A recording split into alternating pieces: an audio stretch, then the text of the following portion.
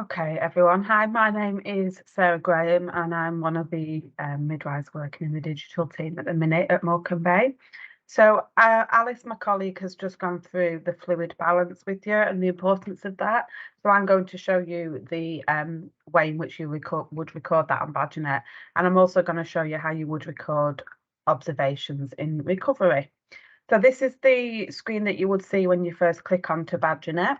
And if you just make sure that down at the bottom, where it says Badgernet version here, that is up to date and it says the latest. If it isn't up to date, if you just it will be in red, and if you just click it, it will update it for you. So I'm currently in the test environment, but normally at the top here, yours would say perinatal live cloud. So you would just click login and pop your details in, which will be provided to you once you've completed the training.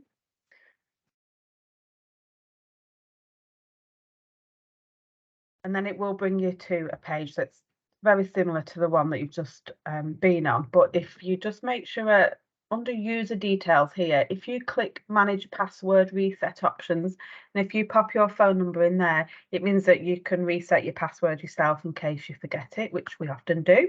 And it means that then you're not having to wait for one of us to have to reset it for you. It will just send you a little code to your phone, and then you can just change it to whatever password you like. So in order to find the woman that you're going to be looking after, if you just click woman lists, and then on the left hand side here, you can either choose open episodes or all episodes.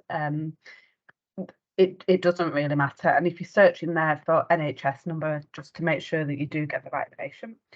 I'm obviously going to be using a test patient.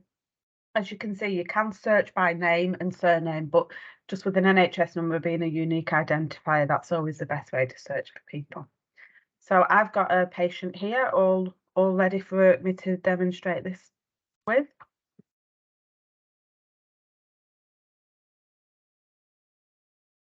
So up on this top banner is all the basic information. NHS number will be there, address, sometimes phone number, how many weeks pregnant, recent blood group, and often on the top there as well is a recent HB, which, depending on how long ago it was taken, that tends to be up there. All the main health history, medical history is all on this summary page here.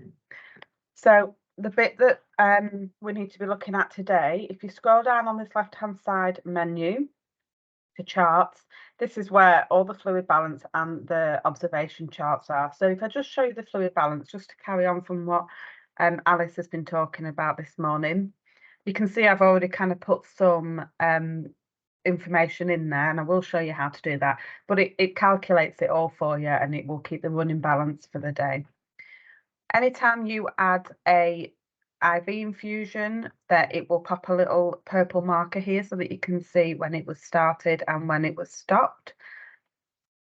So if you did want to add a fluid intake, you just click add fluid intake and then choose whichever one it may be. The good thing about this is if you put in that it's so many mils per hour, it will work that out for you and it will automatically update that fluid balance chart with that hourly rate. So just make sure you always save and close, and very shortly it will pop up with a purple line there that will show that an IV infusion has started. If you needed to stop that IV, or for whatever reason it stopped before it had finished or it had just finished, if you go to update active infusions, here's one I started earlier today, so I can just put some in.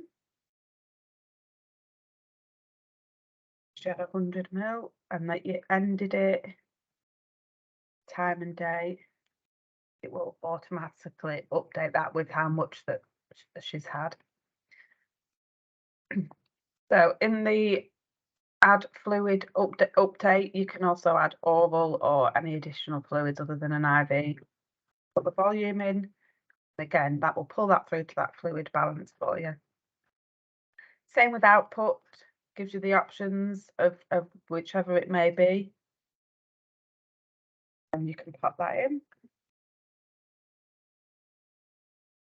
Again, it will just carry that through for you. You'll also be able to see on the fluid output charts, there is a cannula and catheter note. So if you did need to update anything to do with that, if a new catheter was inserted or a new cannula, this is where you can pop all that information in there.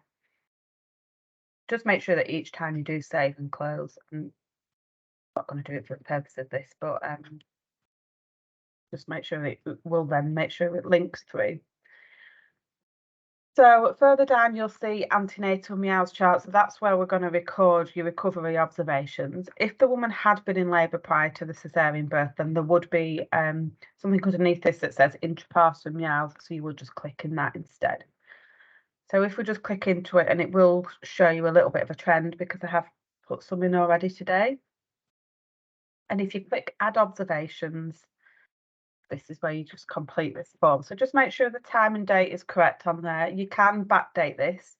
You know, say if you were just inputting them all quite quickly, you can backdate this as long as you've got the accurate time.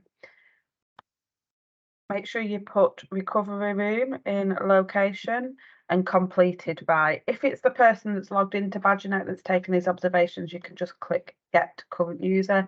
If it isn't, if you just click in there and search for somebody's name, it will come up. You can just pull their name across instead. Just make sure that type of observations you've chosen meows. It does tend to automatically do it sometimes if depending on what the user's linked to. Like if it was a midwife, it would automatically pull through to meows, but just make sure that that's the one that is chosen there because that's the correct form. And then you can just fill it all in. And anything you do update, it will automatically let you know whether or not there are any red alerts or amber alerts on this. So if I just put showing things in.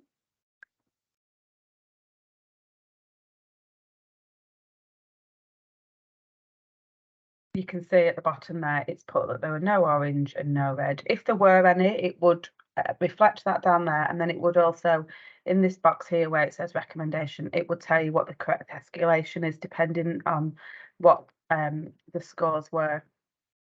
So if you do fill in as much as you can, and not all of these are mandatory, but it is good to be able to fill in as much as possible. And if you did need to add any fluid intake or output, you can also click on these and that will take you through to the previous form that I showed you earlier. So again, just make sure you do save and close. If there were any sepsis triggers, and it would automatically prompt you to complete the sepsis pathway. So once you've saved it, it will pull through onto this chart. Sometimes it does take a couple of seconds, but it does pull through quite quickly. And obviously, the more you do, the more a trend you can see there. Once the midwife has documented or recorded the birth, it will automatically pull through any observations onto the postnatal chart. So as long as you've put the correct time in there, it will pull that through and move it all across to the postnatal meows chart so that you don't have to do anything about that. So that's it really. Just remember there are a lot of staff around that have used this for quite a while, so you can always ask. People will always support you there. And myself and Karen can also be around to help if needed. Thank you.